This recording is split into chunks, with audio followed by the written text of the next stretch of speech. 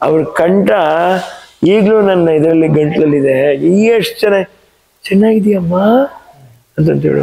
ಇಲ್ಲ ಪಾಪ ಅವ್ರ ಯಜಮಾನ್ರು ಮಹೇಶ್ ಯೋಗಿ ಟ್ರಾನ್ಸೆಂಡೆಂಟಲ್ ಮೆಡಿಟೇಷನ್ ಅಂತ. ನಾವಿಲ್ಲಿ ಯಾಕೆ ಹುಟ್ಟಿದೀವಿ ಏನು ಅನ್ನುವಂಥದ್ದು ಅರಿವಾಗ್ಬಿಡುತ್ತೆ ನಾವು ಮೆಡಿಟೇಷನ್ ಮಾಡುವಾಗ. ಯಜಮಾನ್ರು ಭಾರಿ ಕಷ್ಟಪಟ್ಟು ಅದನ್ನೆಲ್ಲ ಪಾಪ ಕೊಟ್ಟಿದ್ದಾರೆ. ಅವರಷ್ಟು ಒಂದು ಹಠಯೋಗಿ ಆಗಕ್ಕೆ ಯಾರಿಂದೂ ಸಾಧ್ಯನೂ ಇಲ್ಲ. ತುಂಬ ಕಷ್ಟ. ಮನುಷ್ಯ ಜೀವನದಲ್ಲಿ ಪೂಜೆ ಸಮಯ ಸಿಕ್ಕಿದಾಗ ಒಳ್ಳೆ ನಿದ್ದೆ ಮಾಡಿ ಬ್ಲಡ್ ಸರ್ಕ್ಯುಲೇಷನ್ ಇಂಪ್ರೂವ್ ಆಗುತ್ತೆ. ಅರ್ಥ ಆಗ್ತಾ ಇದ್ರಾ? ನಮ್ಮ ಜೀವನದ ಒಂದು ಒತ್ತಡದಲ್ಲಿ ಏನಾಗ್ತಾ ಇದೆ, ಮಲಗಕ್ಕೆ ಕಷ್ಟಪಡ್ತಾ ಇದೀವಿ ನಾವು. ನನಗೂ ಡಾಕ್ಟರ್ ಅದನ್ನೇ ಹೇಳಿದ್ರು, ಮಲಗಲಿಲ್ಲ ಅಂದರೆ ಕಾಯಿಲೆ ಗುಣ ಆಗಲ್ಲ ಸರ್ ಅಂತ. ಹಾಗಾಗಿ ನಿಮ್ಗೆ ಯಾರಿಗೂ ಕಾಯಿಲೆ ಇಲ್ಲ, ಬಟ್ ನಿದ್ದೆ ಕಡಿಮೆ ಮಾಡಿಸ್ತಾ ಕಾಯಿಲೆ ಒಳಗಡೆ ಎಂಟ್ರಿ ಮಾಡ್ಕೊತೀವಿ. ಅರ್ಥ ಆಯ್ತಾ?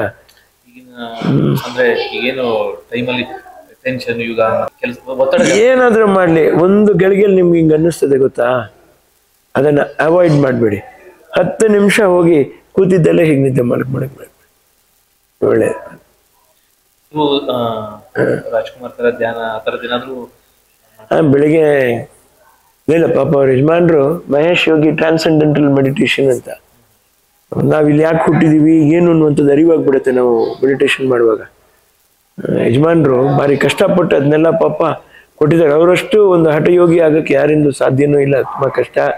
ಹಾಗೆ ನಮ್ಮ ಶಿವಕುಮಾರ್ ಶ್ರೀ ಅವರು, ತ್ರಿವಿಧ ದಾಸೋಹಿಯವರು, ಏನು ತಾನು ಎಲ್ಲ ಕಡೆ ಹೋಗಿ ಭಿಕ್ಷೆ ಎತ್ತಿ ಪಾಪ ಇಂಥ ದೊಡ್ಡ ಸಂಸ್ಥೆಯನ್ನು ಕಟ್ಟಿ ಆ ಮಕ್ಕಳಿಗೆ ಅಂತ ವಿದ್ಯಾಭ್ಯಾಸ ಯಾರೂ ಮಾಡಕ್ ಸಾಧ್ಯ ಇಲ್ಲ, ಮಾಡಿದ್ದಾರೆ. ಮಹಾನ್ ಶ್ರೇಷ್ಠರವರು, ಖಂಡಿತ ಮಹಾಶ್ರೇಷ್ಠ. ಅಯ್ಯೋ ದೇವ್ರೆ, ನಮ್ಮ ತಾಯಿಯವ್ರನ್ನ ಎಷ್ಟು ಪ್ರೀತಿಯಿಂದ ಮಾತಾಡಿಸ್ತಾ ಇದ್ದಿರ್ರಿ.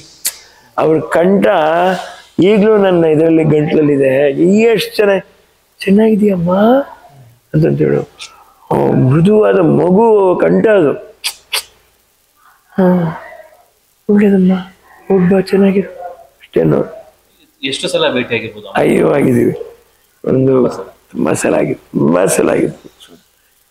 ಗದ್ಗೆಗೆ ಹೋಗಿ ನಾವು ಅಲ್ಲಿ ಕೂತ್ಕೊಂಡ್ರೆ ಪಕ್ಕದಲ್ಲಿ ಏನ್ರಿ ಎಷ್ಟು ಪ್ರಶಾಂತವಾಗಿದೆ. ಮನುಷ್ಯನಿಗೆ ಬೇಕಾಗಿರೋದು ಅಷ್ಟೇನೆ, ಇನ್ನೇನು ಎಲ್ಲ ಒದ್ದಾಡೋದು. ನೆಮ್ಮದಿ, ಸುಖ, ಶಾಂತಿ, ಮನೆ, ಊಟ, ಆರೋಗ್ಯ, ಕೆಲಸ, 4 ತಾನೆ ಜನಕ್ಕೆ ಬೇಕು. ಅಷ್ಟು ಮಾಡ್ಲಿಕ್ಕೆ ನಾವು ತುಂಬಾ ಕಷ್ಟಪಡ್ತಾ ಇದೀವಿ. ಸ್ವಲ್ಪ ಸಮಯ ಸಿಕ್ಕಿದಾಗ ಮಲಗಿ, ನೀವು ಮೆಡಿಟೇಷನ್ ಮಾಡಲಿಲ್ಲ ಅಂದ್ರೆ ಮಲಗಿ. ಆಮೇಲೆ ಆಹಾರದ ಮಿತಿಗಳೆಲ್ಲ ನಿಮ್ಗೆ ಗೊತ್ತಿರತ್ತೆ, ನೋಡ್ತಾ ಇರ್ತೀರಲ್ಲ ಯಾವ ಥರ ನಾವು ಇದು ಮಾಡ್ಬೇಕು, ಯಾವ ಥರ ತಿನ್ಬೇಕು ಬಿಡ್ಬೇಕು. ಫಾಸ್ಟ್ ಫುಡ್ ಹೇಳ್ತೀವಿ, ಎಣ್ಣೆಲಿ ಕರೆದಿರೋ ಪದಾರ್ಥಕ್ಕೆ ಯೋಚನೆ ಮಾಡ್ಬಿಟ್ಟು ಎಷ್ಟು ಬೇಕೋ ನಮ್ಮ ವಯಸ್ಸಿಗೆ ತಕ್ಕಂತ ತಿನ್ಬೇಕಷ್ಟೆ.